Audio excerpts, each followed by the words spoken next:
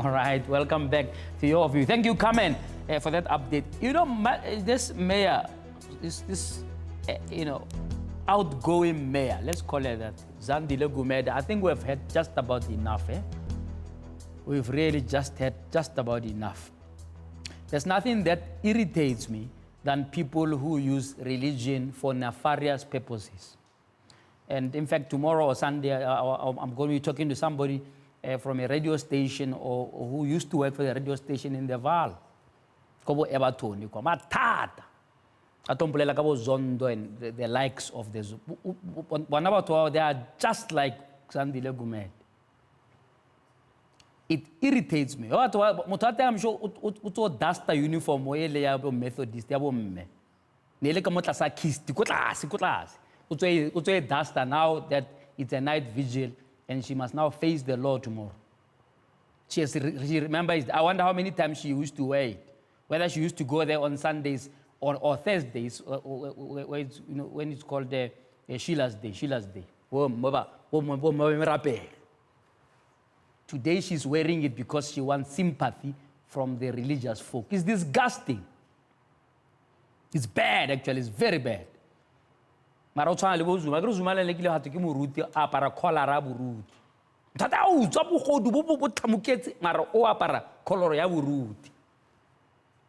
bad how religion is used. But as philosophers have said before, an opium of the masses. I'm sure there are lots of people who sympathize, but hey, wait, mudimu ta mona, mudimu ta mutusa. Mudimu tusa wa itusa. Mudimu tusa wa itusa. How itusa wa huusa, how utusa. Anyway, that's not what I wanted to talk about. I wanted to talk about the xenophobia. I want to, in the world, in the history of the world, whether you talk about things that caused the world war, or you talk about Hitler, or you talk about Verwoerd, there are a couple of things that could be called, or they could be given a label of backwardness. The first one is racism. And then a close number 2 is xenophobia. And then they've got a triplet called tribalism. If you are caught amongst those 3 things, you are as backward as they come. You are a bum, to put it politely. You are backward. Let's start with racism. Just look at how racism has ravished societies. The thing that we talk about when we say, the German genocide, we're talking about, the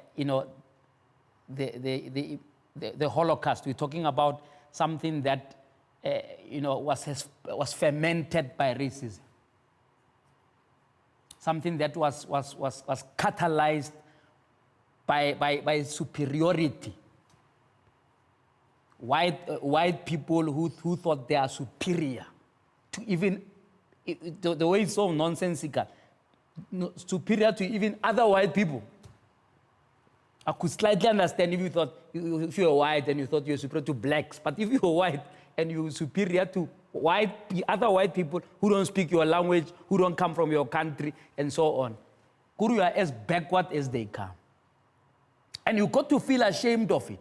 Because sometimes we nurse it to say, yeah, they were also victims of racism, and especially if you come here in our country, some South African whites who feel sorry for themselves for being white, I don't know why, but who don't understand, the whole issue of white privilege and the fruits of racism that they enjoyed without even bleeding an eyelid.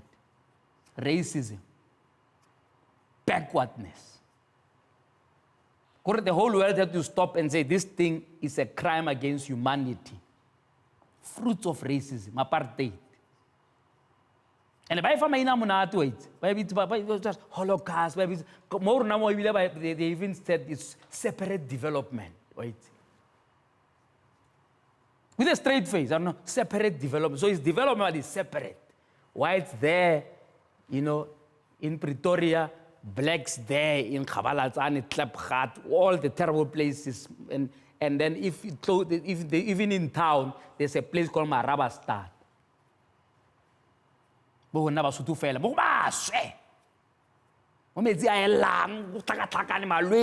And so on, they belong here. Whites don't even know where it is. But they live there in Pretoria. Racism, fruits of utter backwardness. I want you to paint the picture of racism so that when I talk xenophobia, you understand. Because of that racism, people had to flee. We've had stories, heroic stories, of people having to flee to live elsewhere for decades. Some lived there since the 60s. They lived there 60s, 70s, 80s. When they came back here, their children were old. They missed the teenage years of their kids because that was the fruit of racism, exile. Fruit of racism. There are some lived in prisons. The likes of Mandela and his peers lived for 3 decades in prison because of racism. Somebody just thought these people are subhuman because they are black. Abatsamai. They went into foreign lands, the fruit of racism, and they lived there. Amongst the people of those foreign lands who opened their homes. We asked the question here to the people who were in Angola, having skipped the country to go and fight from outside. And we asked them, did you live in camps or did you integrate? He says, no, we were amongst the people. One of them says, yeah, I've got a Tanzanian daughter. I lived amongst the people of Tanzania. I lived amongst the people of Africa. Now, South Africans, stop with your nonsense of short memories. You forgot that your grandfathers, your brothers and sisters lived amongst the people of this continent, not in camps. The camps are only in the head of Musiwaloko. There are no people who must be put in camps. I don't know whether Robben Island damaged him or what. Maybe he should have gone to exile so that he could not say that nonsense. It's nonsense to even suggest that we should take 4 million people because there's the estimate number of foreign nationals in this country and put them in camps. What sort of camps will look like? How will they look like, those camps? I don't know. Will they look like war zone? How will they look like? It's tough. The foreign nationals are amongst us. We can't wish them away. We can't deport them. We can't afford to deport them. Have you heard of how the economy is doing? Can you fly 4 million people to go to various parts of the continent, fly them, deport? Can you do that? I mean, for those of you who suggest it with a straight face, yeah, but man. I saw the round table on Monday, got a little bit out of hand. I mean, but I've come to expect that of Advocate Kumal. Just mindless stuff. No, deport them, they must go. No. Xenophobia is backward. I'm sorry if it's too much to return the favor of people who, because of the fruit of racism, accommodated our brothers and sisters in the hinterlands of Africa.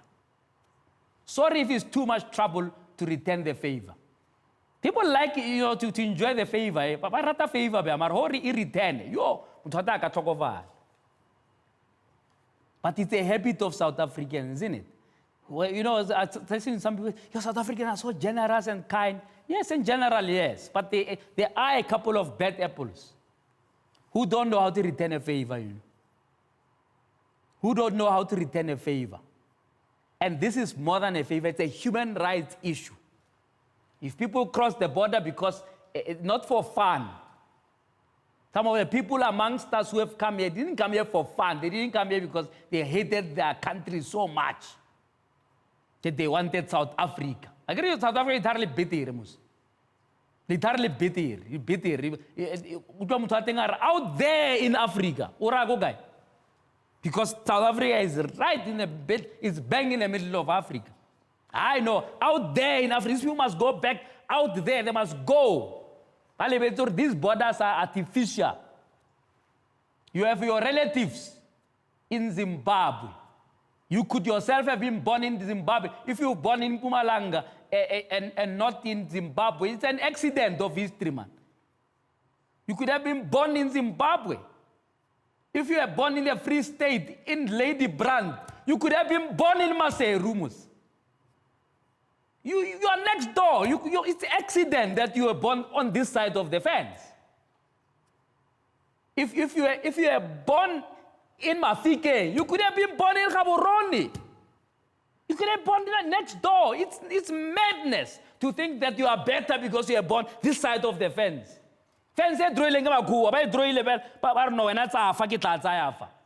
Then you fall victim of that colonialism. No, Africa, we must stop hating ourselves.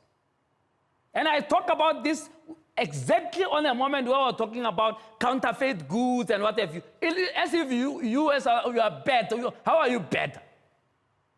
How are we better when 57 people are murdered every day?